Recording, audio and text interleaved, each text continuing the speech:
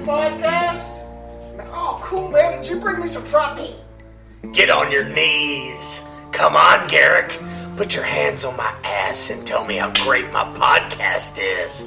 Come on! Put the whole thing in your mouth. Turn the fucking podcast up and tell me how fucking great I am. Ooh, yeah! God, Doug, I can't freaking tell you how good the podcast is with a fucking drumstick in my mouth, you asshole. And now, Liam Bridges, Garrick Lane, and Doug Wall, it's Tales from the Video Store. Let me get this fried chicken out of my mouth because it's Tales from the Video Store, number 102. How we doing, boys? Garrick, I'm back. you're back. I'm back! Yeah! And Doug came in here and stuck a dang chicken leg in my mouth. When he got here, I thought he was being nice. Thought he brought me some chicken wings. Yeah. Instead, he told me to grab his ass and put it all in my mouth. And I wasn't real sure what he was talking about. But I guess what? We shall get to it because we're doing Killer Joe this week. First off, I got to touch on something real fast that I couldn't touch on last week because my shit was fucked up. We have a new sponsor, Inkwell Swag. Their store's going up on Amazon and Redbubble. Man, if you guys like movie t-shirts and you like them drawn and custom, these are your guys. We will be getting you the information for this place very soon. But thank you, Inkwell Swag, for becoming a sponsor of our podcast. I saw one of their designs. It's pretty cool. Looks like the I Love New York. You know the iconic I Love New York? With the heart? Yes, well, Yes. The first design I saw was that. However, it's I Love Texas, and underneath there is a chainsaw with a bunch of bloody guts at the end of it. It's pretty killer, man. You guys are going to enjoy it. You're going to enjoy these t-shirts, I'm telling you. Okay. So, anyway, let's get on with it. News! Let's go. Where are we at? All right, Cronkite. All right, thank you, sir. Does that make you Dan Rather? You know it. All right, so the first bit of news is... I'm Ted Copperfield. What's that? I'm Ted Copperfield. Yeah. Ted Copperfield. Never mind. All right. Go ahead, Lee, man. Back it down. But, Garrett's favorite band, the Foo Fighters, Woo! apparently already shot a horror film a couple months ago, and I have no idea what it's about, but apparently they played themselves in the movie. As long as Victor Crowley... I guess, kind of like the film we talked about last week during lockdown. As long as Victor Crowley isn't chasing them around in the Louisiana swamp, I'll be okay with this. Yeah. Hey, Garrett, you never know. Isn't that who's the director? It's the director of Hatchet 3, which was a different guy. Oh, shoot. I just saw Hatchet. See, I never read the fine print. I just, see the big picture like Ed would, okay? Well, yeah, I think that's going to be awesome. So they're just like playing, this whole movie is just some sort of horror movie with the Foo Fighters in it. Right. Sounds like an episode of Scooby-Doo. It does. Yeah. I mean, it really does. And I hope that that's what it is, like, that they do it like that. Would be cool as shit. Dave Grohl probably cut a check for it. He probably just pulled out his wallet and pulled the cash out and goes, "Here, man, let's do it." It probably did. Mm-hmm. It's ridiculous at this point how much money that guy's worth. Oh, he's awesome. Oh, he's awesome. He's worth it. Yeah. Definitely worth it. Well, yeah, that's cool. I'm looking forward to that. I wonder when that will go down because I will be in the theaters. Right. I know you will. I'm going to be honest, though. I'm going to be honest.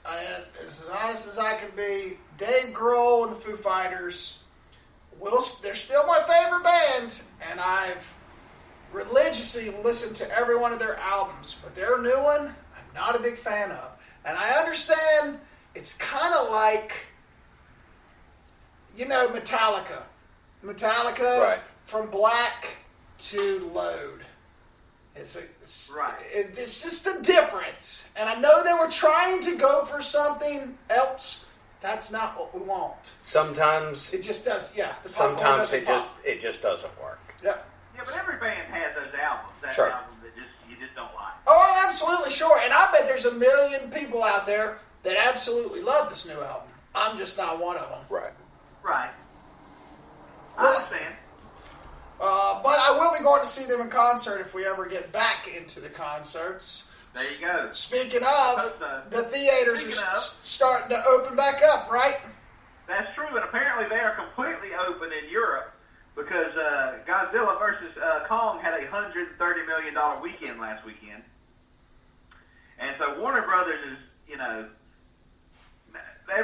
last year or so, movie like a number one movie like 6 weeks ago would have been like $1 million weekend, just because so few theaters are open. Right. But I'm sure Warner Brothers is pretty happy. Now it's going to open in America tomorrow, which as of this recording. But yeah, so I hope that does good. And let me throw in a connected news story connected to Godzilla vs. Kong. Something I read about just last night. What, Godzilla would kick the shit out of Kong, and there's no just. I have no idea. I guess. Oh, come on. I guess we'll see. But it's not necessarily about the movie. Well, hold on a second. That's an interesting point because my kids were asking me about who would win, Godzilla and Hong Kong, or Godzilla and King Kong, and I was like, we have a little Yorkie Terrier, and I said Godzilla, King Kong. Yorkie Terrier is King Kong. The grill with the fire is Godzilla. Put the Yorkie on the grill and tell the Yorkie to fight the grill and see what happens. I guess we'll see. I mean, I know the axe they show in the movie that King Kong wears. The blade of the axe is one of Godzilla's fins. So I don't know. I mean, I don't think it's going to go down exactly like people think it's going to, which I hope it doesn't because that would just be a boring movie. Yeah. A couple weeks ago, the Snyder Cut finally came out, and DC / Warner Brothers released a statement saying that it is not a part of the DC cinematic universe. It's just sort of a one-off special thing they did for fans, and it would not be inserted into the DC universe. And so now the Snyder Bros have started the Restore the Snyderverse hashtag because they want an entire cinematic universe just based on his movie. And not only are they doing this, they're doing something apparently called review bombing, which they started review bombing on the fan reviews on Rotten Tomatoes, just hundreds of bad reviews of Godzilla vs. Kong. Just to drive down its average, because you have the critic reviews and you have the fan reviews on Rotten Tomatoes. And apparently they're just review bombing Godzilla vs. Kong to punish Warner Brothers for not restoring the Snyderverse. And I was pretty, even though I'm not that interested in seeing the Snyder Cut, I was pretty much on their side up until now. I love them! It's something they wanted to see, and it was a grassroots thing, just with hashtags, they made it happen. But now that's just douchey, though. Because, if you, like say, Garrett, you worked as an editor on Godzilla vs. Kong, right? Yeah. That has nothing to do with the Snyderverse, and that has nothing to do with those people who worked on Godzilla vs. Kong getting another job. Sure. And to sort of try to sabotage that release, that is incredibly douchey. Well, not that I think it will have much effect on it. This guy has that's crazy. It's amazing how many people like that guy. People wouldn't have done that for Coppola. Yeah. Can you imagine, they didn't do it. I mean, do you think that Francis Ford Coppola's fans would have sent checks to fucking Vietnam to finish Apocalypse Now? Right. Fuck no. Do you think they would have been like, we want the redo, we want the redux, we want the redux? He put out on Blu-ray and DVD his cut of Godfather 3, which is, The Death of Michael Corleone is what it's called. There's no Twitter campaign to restore that to replace the theatrical version with his cut. Right. And I don't see a bunch of Francis Ford Coppolas out there movie bombing fucking Scorsese and freaking Paul Thomas Anderson. Bring back the Coppola universe. That's crazy. Right. That's the stupidest shit I ever heard in my life. Yeah, it really is. However, you have to give them their spirit. You have to give them you have to commend their spirit. That's pretty awesome. I did commend their spirit. They've gone from fan that because there's a thin line between a fan and an obsessed douchebag. And they have crossed that line, and it's no longer about them being fans; it's about them being bullies. Agreed. Yeah. That's just shitty. Yeah. Yeah, it's pretty shitty. And the fact that they have this much time on their hands. Hey, Right. can we get a third of those Schneider people to come over and listen to our podcast? I know, right, dude? We've been number one on fucking iTunes right now. I know. Can I just get like a nipple? Just a nipple And full. by the way, in real life, in their day-to-day life, they're the laziest pieces of shit in the universe. They like to cut the grass or do the dishes. They ain't got that kind of time. Yeah, they don't have that kind of time because they're too busy review bombing freaking Godzilla, King Kong Godzilla. That's crazy to me. It's interesting. It is interesting.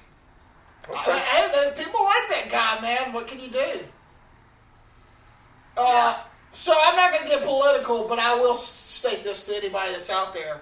This bullshit going on in Georgia is ridiculous. Now we've got... So Georgia's become kind of a new Hollywood. And they just passed the new law that, there's some rules and regulations on how you can mail in your ballots, which I think is... I don't care, Democrat or a Republican. I think there has to be some sort of order and some sort of accountability for who's voting. When they came up with this new legislation that said basically, hey, if you're going to mail in your vote, or you've got this option to vote, and now all these people are going, all these actors are saying that's unconstitutional and are boycotting filming in Georgia. You fucking spoiled cunts. Fuck you. Fuck Well, you. I will say the one thing I don't understand is the part of the law where it's illegal to hand someone waiting in line for a vote a bottle of water. That doesn't make sense. I don't know what that has to do with voting. Right. But apparently that's some sort of part of where if like you were standing in line to vote and you've been there for hours, I would get arrested if I handed you a bottle of water. That's weird. That doesn't make. I don't know what that has to do with anything. And then when I turn it up, the cap would say "Vote for Trump," and then that would actually change my change my direction suddenly. When the cap from a stranger says "Vote for Trump" or "Vote for Biden," it's so stupid. Anyway, the actors think that they've been doing this forever, man, and I think it's bullshit.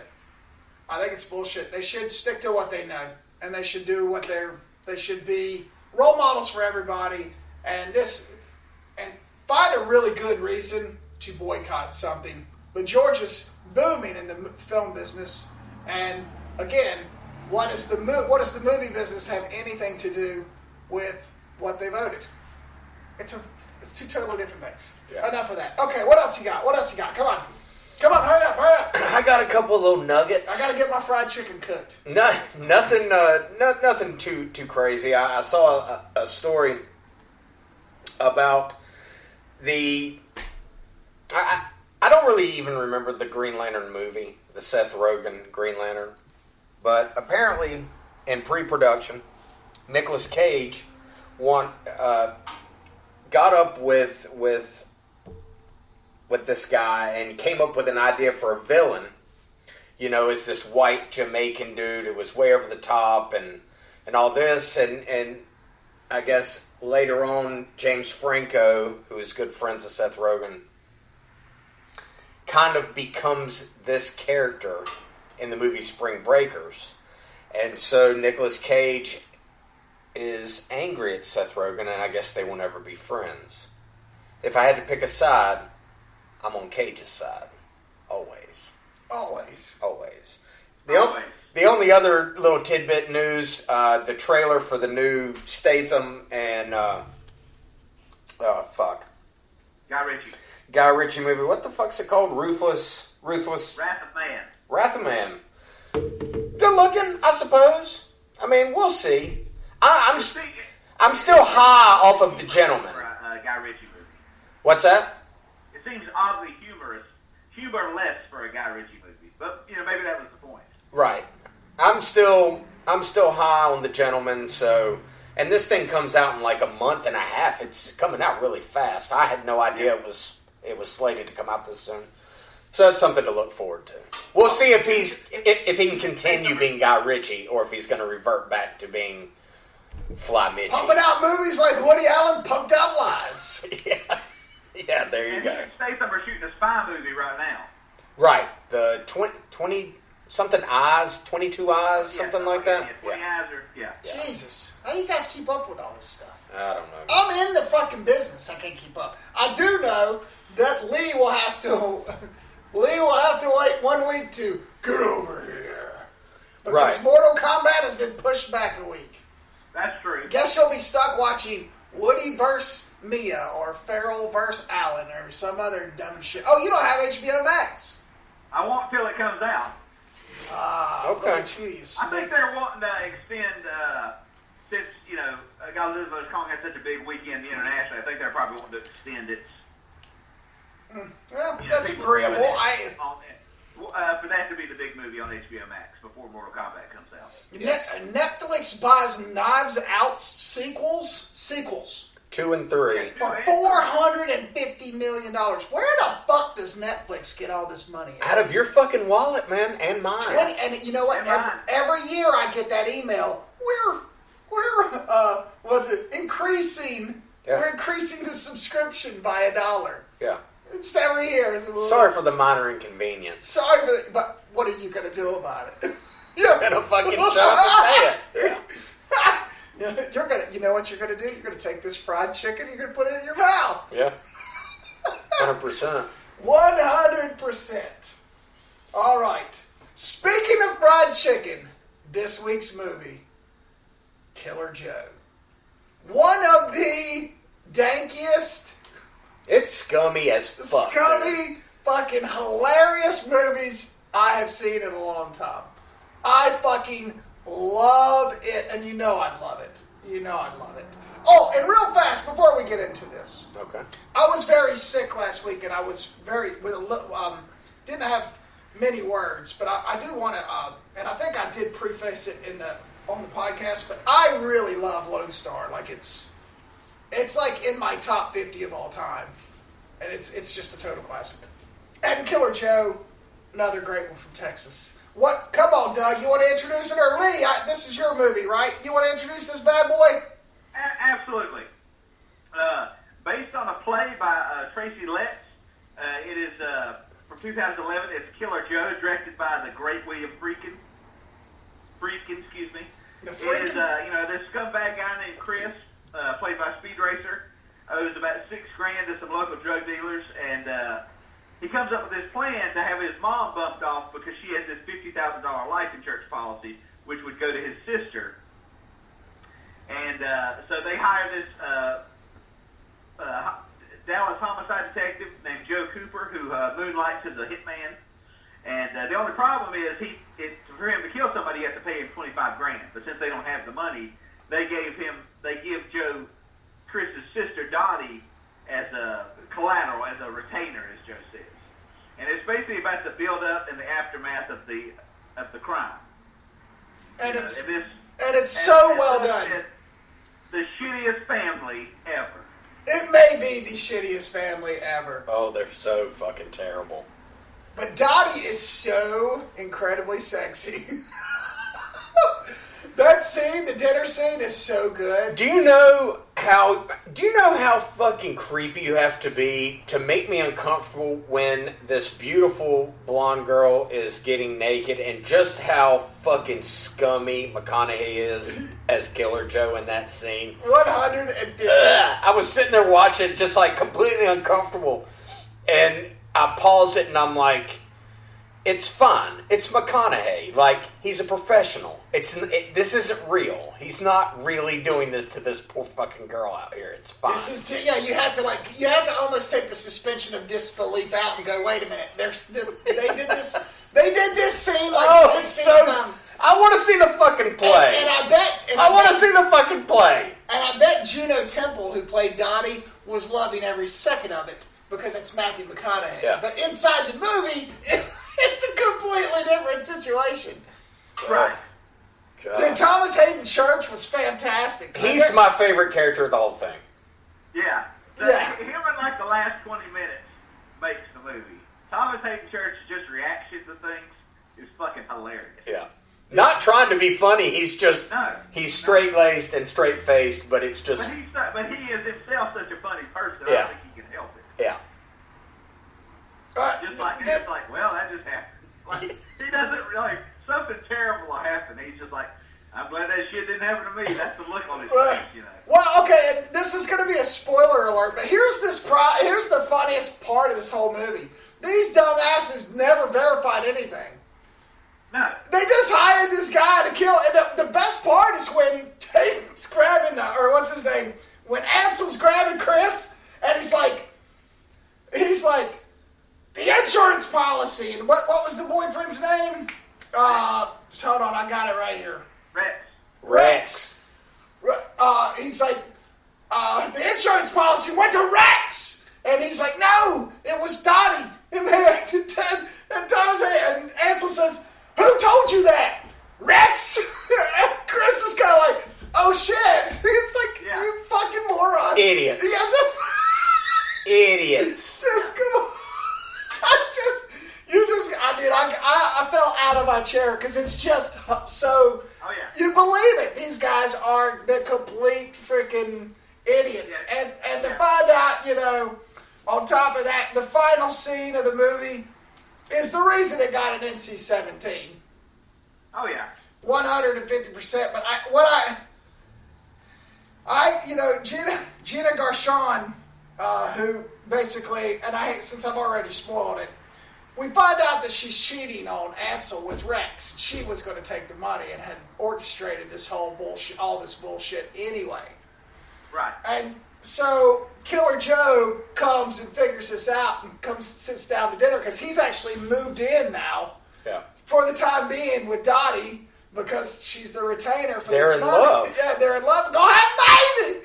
And so anyway, this whole conversation happens and it builds up into this complete shaming of Gina Gershon's character. Whose dick is that? Is that your dick? No, that's not me. How about this? No, this one? No, that's not me. It may be one of the best scenes ever. And it may be the most uncomfortable that you could possibly be. I feel bad for Gina Gershon, where the suspension of disbelief of that scene with McConaughey and Juno, I'm the opposite. I am outside of the movie going, Gina Gershon's a professional actress, and I feel fucking terrible. I feel bad for her. I feel bad for her having to do this over and over. She's taking a fucking drumstick to the jowl piece. Oh, my Lord. I think she's a fucking team player. Yeah. She is definitely... And she's great in it, dude. Oh, she's they're all fucking great. amazing. Everybody in this is, from Hirsch to McConaughey to Gershon to Church, man, everybody in this is fucking perfect. Yeah. They're all great. Yes. They really are. Yeah. They really, really are. This movie is a must-see. Yeah. And the fact that William Friedkin directed this movie when he was 75 years old is just crazy. It feels like a movie directed by a 25-year-old. It feels like a new director, like a movie, this would be like, back in the 90s when indie movies were huge, this would have been like the big movie at the Sundance Film Festival. But it was directed by a guy who's, he's 75 years old, which is just crazy. That's what I found so odd.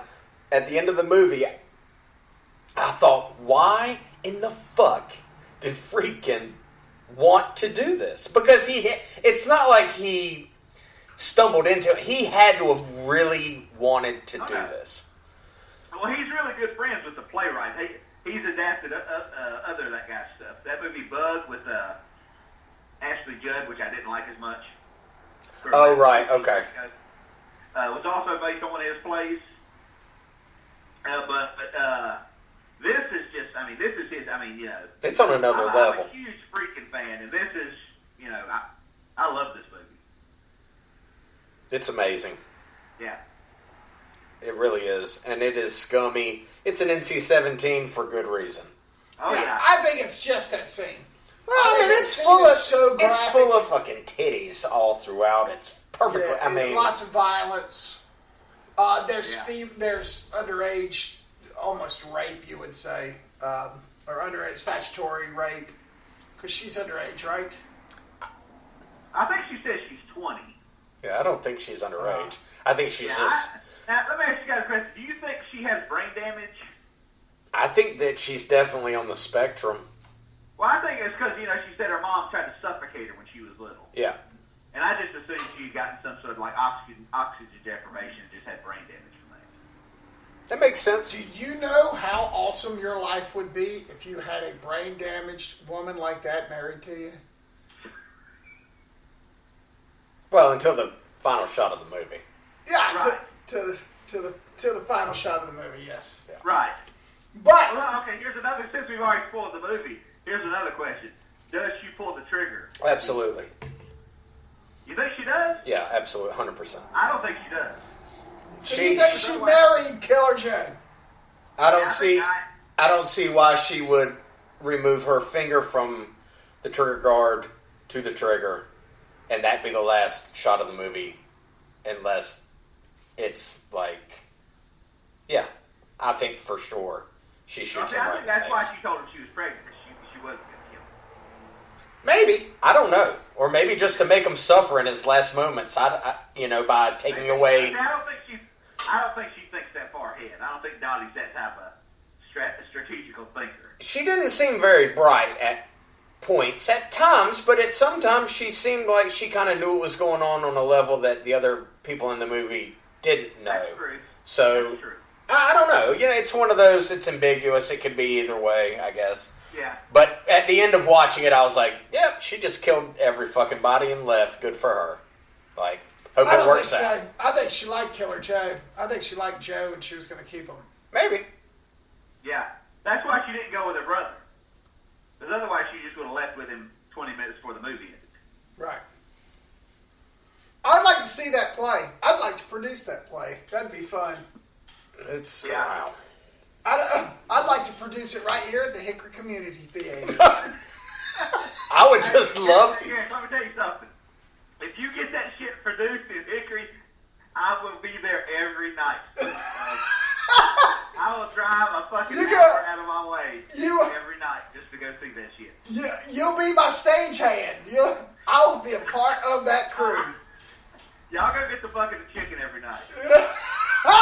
That's awesome. That's awesome. So the consensus? Oh, yeah. I mean, if you're not seeing it, you got to see it. I mean, it's just, you know. It's really good. It's my kind of movie, though. It's the kind of movie that my dad would watch 15 minutes of that and go, nope. Maybe not even get 15 minutes in. Yeah, your dad wouldn't make it 5 minutes. Wait, Dad, just wait. But if you're a closet scumbag and you want to see some real scummy shit and some uncomfortable scenes, then this is your movie. I see you, Lee, smiling. I see you over there, buddy. That should be on the poster. Yeah. Let's see if you're a closet scumbag. Hey, it rings true. What do you do? That's true. And I think when I was watching it with Bonnie, she'd never seen it before. She told me, she said, I asked her, what she thought of, McConaughey in the movie, and she said, to her, the villain was Gina Gershon. The McConaughey's just like the comeuppance in sort of human form. He's justice. Yeah, exactly. He's in that way. He's giving everybody what they deserve. Yes. I would have to agree with her. Did you guys have some chicken after, or? No. I wish we had. I should have thought ahead and got chicken. Yeah. I watched it with Jody, and she was just like, "What the fuck is happening?" At the end, and I looked, and then I looked to her again, and she was just looking down at her phone. I think she had enough of that initial drumstick to the face. Right. I think she'd gotten enough. So Yeah, that's a pretty good litmus test as to whether or not this is your type of movie. right. But hey, kudos, like you say, to Friedkin. Oh, yeah. I mean, because it's a beautifully shot movie, dude. It looks fucking fantastic. Oh, yeah. Every aspect of it looked great, I thought. Even the disturbing bits. Yeah. Well, I was trying to find... Yeah. It's hilarious because there was somebody... We made a comment on the group page about fried chicken. Or Killer Joe, and one of our listeners said, I used to eat fried chicken before I watched this movie. Basically, like, yeah, you'll never eat fried chicken after this movie again. Yeah. I'll eat the fuck out of some fried chicken. I don't give a damn. Yeah, fried chicken's delicious. Yeah. It's just a movie. That's exactly right. And it's a great movie. 150%. You must see it. Okay. Must see it. Had you seen it before? Yeah. Okay. I had forgotten it. I'd forgotten. So I knew about I remember a couple. I'd forgotten how it played out. I remember the crazy scene, but I'd forgotten how it played out. The intricacies. Right. Yeah. So there you go. Killer Joe. Well, what else you guys watch? You guys, I know we got some exciting things this week. You know what? Let me start. Okay. I'll start. I first of all watched Machete. Being from Texas, we're in the Texas thing. I watched it. You know, and I think I'd said this, and I can't remember what I said, but whatever I said, it wasn't fun. It wasn't good. It's not good.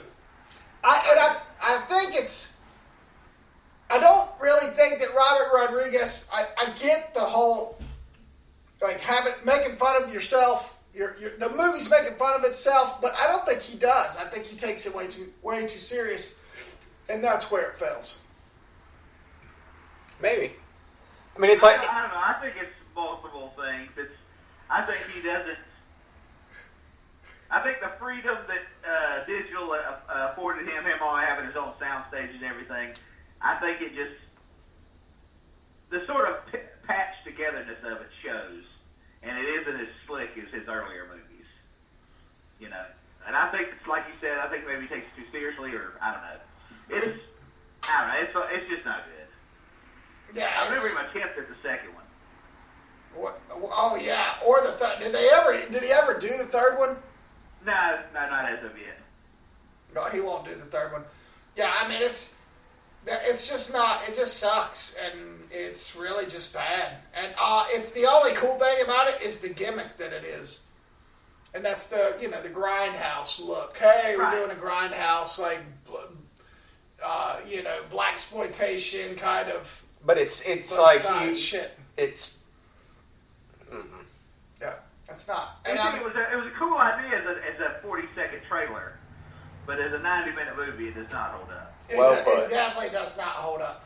And I don't give a shit who you are. Danny Trejo would never, ever bed Jessica Alba, ever. I love Trejo.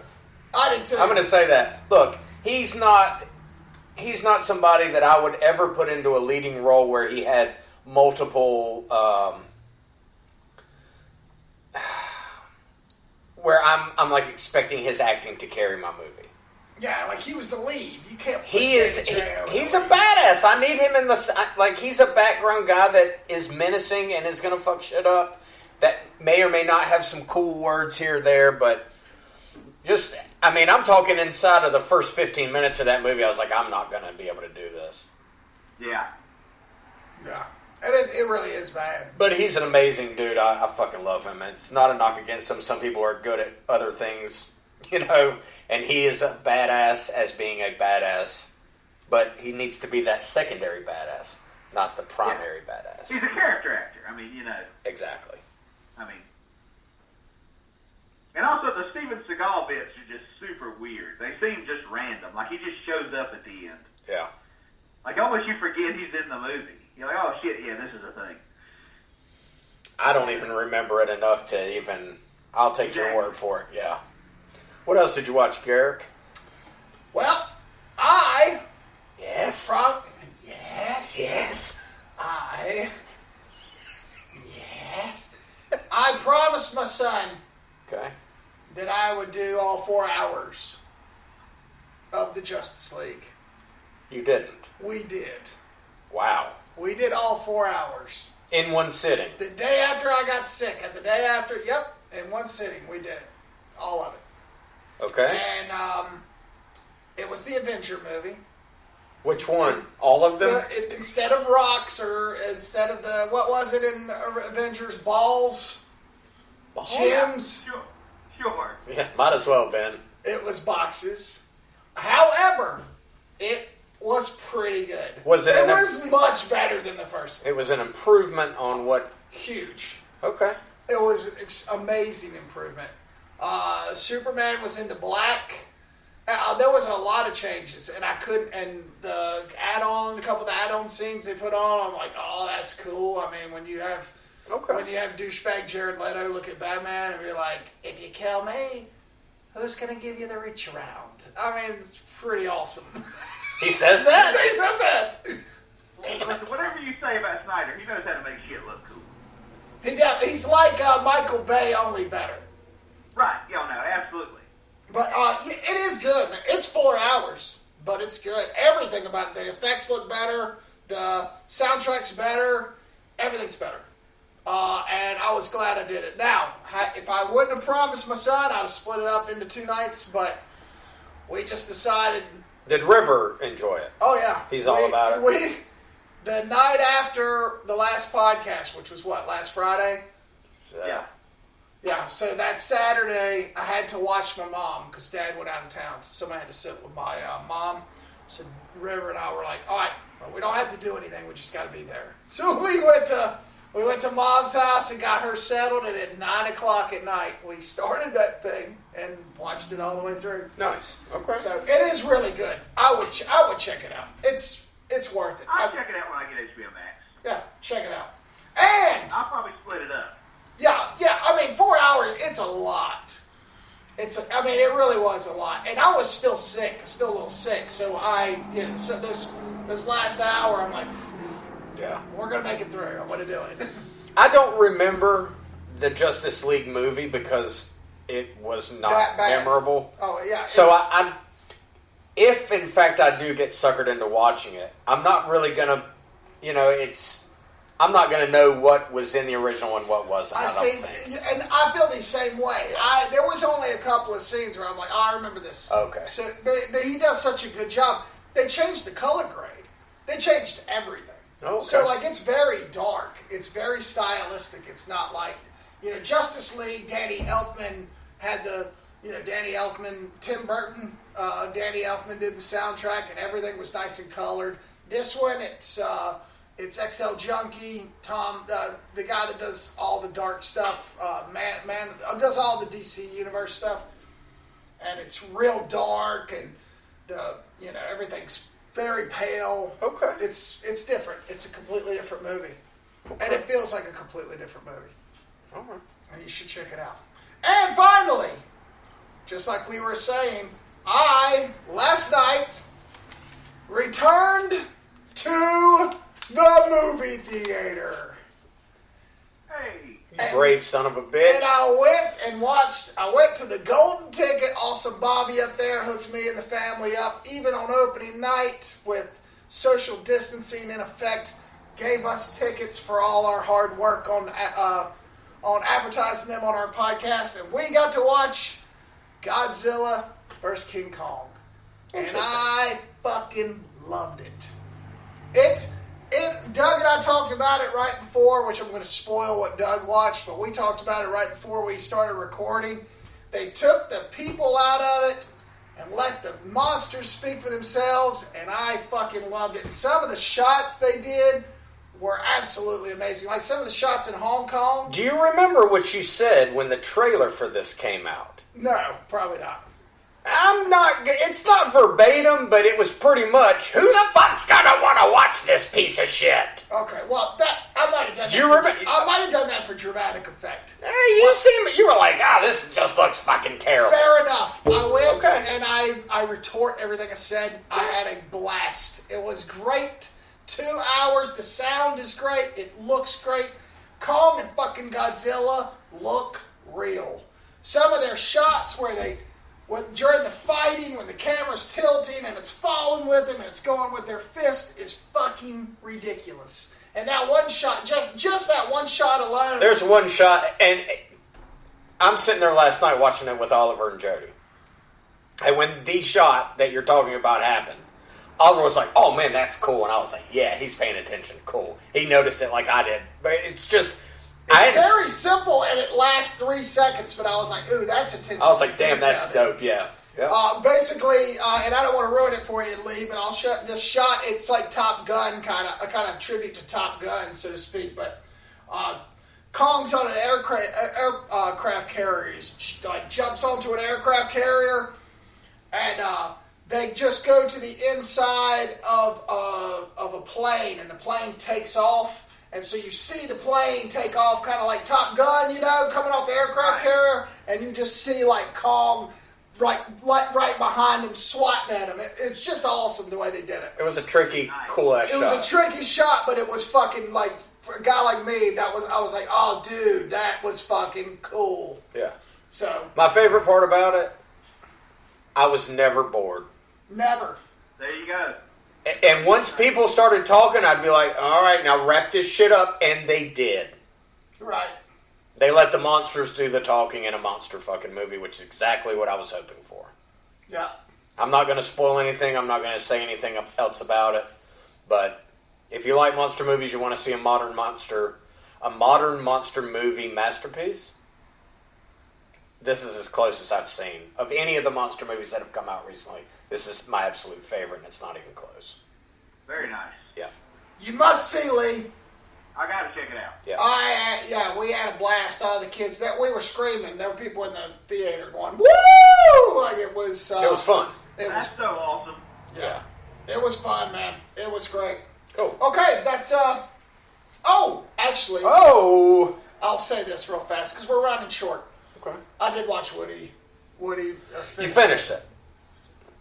Eh? I mean, do you?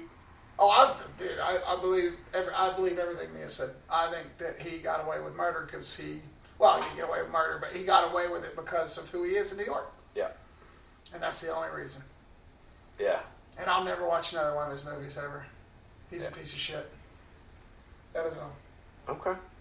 All right. I'm excited. Oh, back to news though, real fast. And I don't know why I went to this, but man, that show at Paramount about the making of The Godfather is going to be fucking awesome.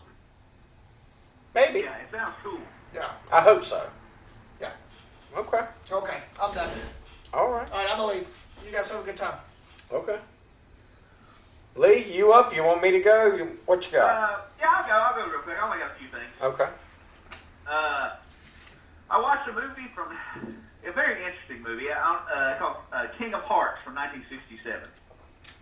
It's an mostly English language French film. Okay.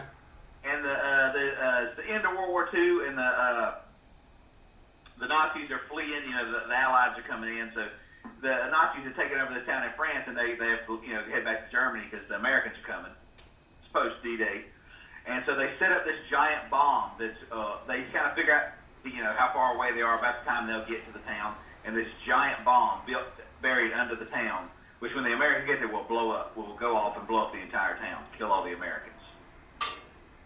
So pretty much everybody in the French town leaves, but they forget that there's a mental institution and a insane asylum in the town. So everybody all the doctors, everything leaves, all the patients break out, and they just start going, during this day, they start, acting like they live in the town, And this Scottish soldier who's shows up to defuse the bomb, and it's a very strange movie. He sees all these people in town. They can't figure out what's wrong with them. He doesn't realize that they're mental patients. And they basically elect him king of the town. And after over these few hours, he sort of gets caught up in it, then realizes he has to defuse this giant bomb. And he's not really that good at defusing bombs anyway. So he's trying to save all these crazy people and defuse this giant bomb, And it's just a very interesting film. I heard about it years ago where it was a huge flop in France, but it played in New York and in Boston for like 4 years straight. And it was a very interesting movie called The King of Hearts. And other than that, I watched a film. I think it's the #1 movie on Netflix. I forgot the name of it. It has Eric Andre, and it's Road Trip, or not Road Trip, but something like that. I wish I'd looked it up. I've completely blanked on the title. But it's a Borat type movie. I can't. Well, Eric Andre makes me so fucking like. The feels that you get when you watch Borat, I get when I watch Eric Andre, and I know what you're talking about. I don't know the name of it, but I did see it on Netflix, and I thought, my God, I don't know if I could sit through that. Who the Oh, fuck dude, is... it is out there. Yeah. I'm going to tell you. You talking about Bad Trip? Bad Trip, yes, that's it. He gets raped by a gorilla. Eric Andre gives 0 fucks about himself or what people think. Yeah. He's an out there type of dude. He is free where others are not. Exactly. He does not. Listen, I doubt I'll ever watch again, but I can't. I'm not gonna lie to you. I was laughing very hard throughout the movie. Nice. And other than that, I watched a documentary called Freakin' Uncut about William Friedkin. It was on I think you watch it for free on either Vudu or Tubi, T-U-B-I, that free streaming service. Mm-hmm. And just like the movie we reviewed this week, you get kind of a feel in this documentary how he directed Killer Joe. The first thing, the shot of the movie is Friedkin walking downstairs at his home, and it's like 8 o'clock in the morning, and he looks at the guy directing the guy's doing the cameraman and the director. He goes, "Good morning, motherfuckers. You guys want some coffee?" It's like this guy's like somebody's grandpa, and he's still, that's how he directed this movie. He's still a raw dude. Nice. And his wife, here's when you talk about why was Friedkin directing this movie. His wife ran Paramount Pictures for like 20 years. She was Tom Cruise's business partner. She was the one who basically gave him that giant deal after he made the first Mission Impossible, where he could pretty much make whatever he wants, And so Friedkin could have been he probably could have got his wife to make giant movies, But I guess he's just not that type of guy. Yeah. And it's kind of sad because, whenever you hear people talk about Friedkin, the 2 movies they talk about are The French Connection and The Exorcist, obviously. And when you hear people talk, you kind of think that like he only directed 2 great movies. But, I'm a huge Friedkin fan, and I would, if you've never seen, I would say Sorcerer, To Live and Die in L.A., and Killer Joe. You should definitely check out those. It's the only Friedkin movies you've ever seen are, The French Connection and The Exorcist. Right. But that's all I watched. Okay. I watched a couple of things. One of them we've already discussed. One I found on Netflix when I was considering watching Bad Trip. I went down the top 10 list a little bit and found Jiu-Jitsu. Oh, no. Oh, yes. From 2020 with Nick Cage and Frank Grillo and Tony Jaa and Rick Yoon and... that Allen guy? Dude. Oh, man. It's... okay, so every 6 years a comet passes and opens up a portal in this temple. And a demon that specializes in jiu-jitsu and is where jiu-jitsu came from on this planet emerges and is looking for a fight. And you think they talk about him like all he wants is a fair fight, but when this thing fights, it cheats. His name is Brax. And that was kind of annoying. It's basically like a ninja star throwing Predator, kind of. Yeah. It's like 40 fucking minutes into the movie before Cage appeared. It has kind of like a comic book style, kind of like Ang Lee's Hulk. And that's not meant as a compliment. Nor should it be. Right. The camera and the effects are so fucking dizzying and so, like, it's hard to watch. And unfortunately, the longer the movie went, the worse it got. And I guess it's like a B grade of the lowest kind. The lowest denominator of B. Doug, let me ask you a question. How much do you think that movie cost? Too fucking much. Now, how much would you say the budget was? I don't know, 25 million? You guessed exactly right. They spent $25 million on that movie. No shit. Well, I think some people will either love it or you will absolutely hate it. And for me, I fell in the hate category. It's just not, it's not a good watch. Right. So after that, I wanted to find something to cleanse your palate. I wanted to find something special. And I got on HBO Max and I started surfing. And something that came out in November that I have not had a chance yet to watch, 30 Coins on HBO Max. It is part of the HBO Europe division. Man, I started that, but then I was like, I'm going to have to pay attention to this. The director, I'm not even going to hack up his name. De La Iglesias. Yeah, so we covered this film, Witching and Bitching. Witching and Bitching. Oh. Garrick watched his film with Rosie Perez a couple months ago. Yes. Shit, I blanked on the name of that too. I got brain farts today. That's okay. Anyway, go ahead. Dude, I cannot wait for you to see this, Lee. Dude, I want to see it so bad. I just can't wait. The best thing that I can say about it is that it's not for everybody. Nor should it be. Right, like, you're either going to be like me and just, I can't wait for the next episode. I've watched, it's 8 episodes, and I finished the 6th episode last night. I've got 2 more to watch. I cannot fucking wait. Basically, going back to Jesus times, Judas was paid silver, 30 silver coins to set up this old fella. Yeah. And these coins have like this kind of power, I guess. They're like relics, like religious relics, but these are for not necessarily Christians. They're for kind of the opposite of Christians who are still believers in God, but they try and go about it in a different way. And it takes place in a very small Spanish village. There's a mayor, a female veterinarian, and an ex-con gun-toting boxing priest attempting to unravel this mystery. And it starts, the opening scene is they're in this barn and a cow gives birth to a small human baby. Oh, I love it already. And from there, it just is nothing but aftermath. And the best thing about this, Jody has watched it with me, and she's like, I fucking love the townspeople because they're so fucked up. Everybody in this town is so fucked up.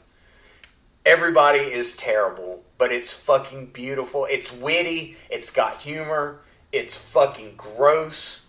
That's Alex de la Iglesias' thing, man. Yes. It's like it's everything is very sweet and nice, but horrific and terrible at the same time. And it is. And it is. Perdita Durango. Perdita Durango. It's you must see it. Yeah. And it's it's coming on Shudder on April 12th. Yes. Okay, that's great. I mean, you should see it just for the first 5 seconds. Yeah. It's great. Talking about things, sometimes we talk about things, oh man, like that wouldn't be made today. I'm so fucking glad that this was made. And kudos to HBO because, Alex's career, pretty much since Witching and Bitching, his movies haven't been as big. Like, they used to get, pretty good releases, and last couple movies maybe haven't been as big, and I was kind of, and I've been a fan of his since the '90s. You know, a movie I'm gonna talk about in a minute. But I'm so kudos to HBO for giving this glorious weirdo tons of money to make, you know, this show, which I cannot wait to see. And I don't know yet. It hasn't been. I haven't made it to the end. I don't know if there's a season 2 in the works or not. I think I believe that this is probably going to be open ended. You know, right. To where if they want, and I so hope they do, because this is the style of shit. It's unique. Like, it's nothing else out there is like this, man. Right. And that's what I appreciate about it the most. Well, also on Shudder coming out the 12th is his second movie, Day of the Beast, which is also a Spanish language film like most of his movies. But this priest finds out that the Antichrist is about to be born in Madrid. So him, sort of, I guess you would say, like the Italian equivalent of the host of Unsolved Mysteries. So him, this reality TV show host, and this record store clerk in this heavy metal record store set out to stop the birth of the Antichrist and save the world. And it's very funny. Yeah. And these are three guys, they shouldn't be saving a parking spot, let alone, the human race.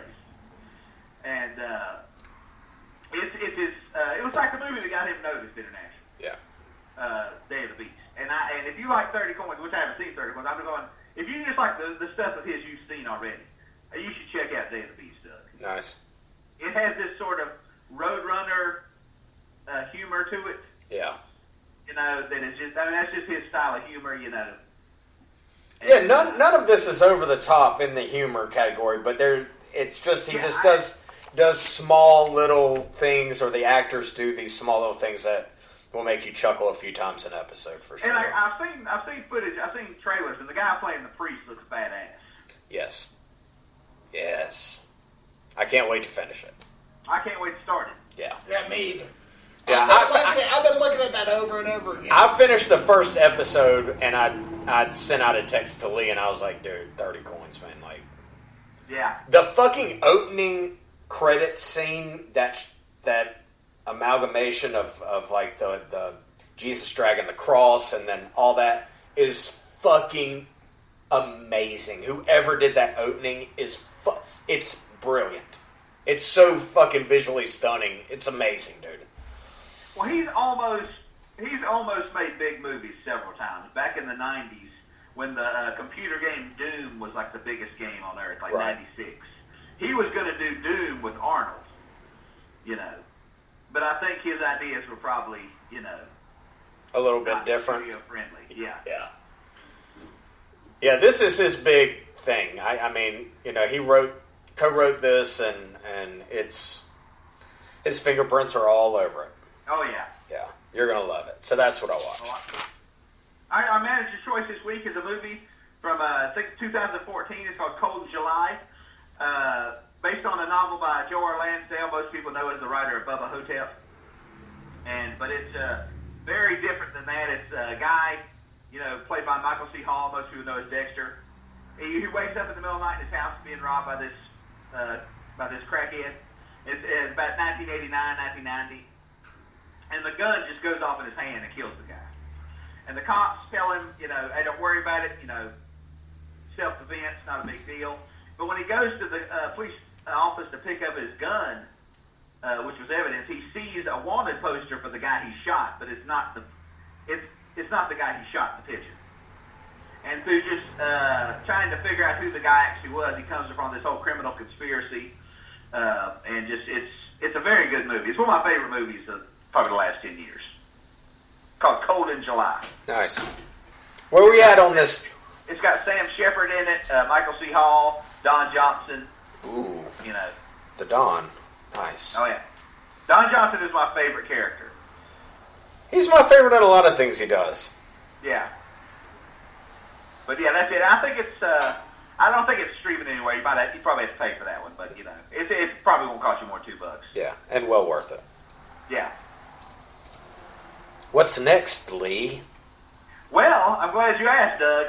Next week is my fucking shit. We're We're talking about a movie written by John Milius and directed by Walter Hill from 1986, Extreme Prejudice. A movie so manly, if you put the DVD on your DVD shelf, it will get your other DVDs pregnant.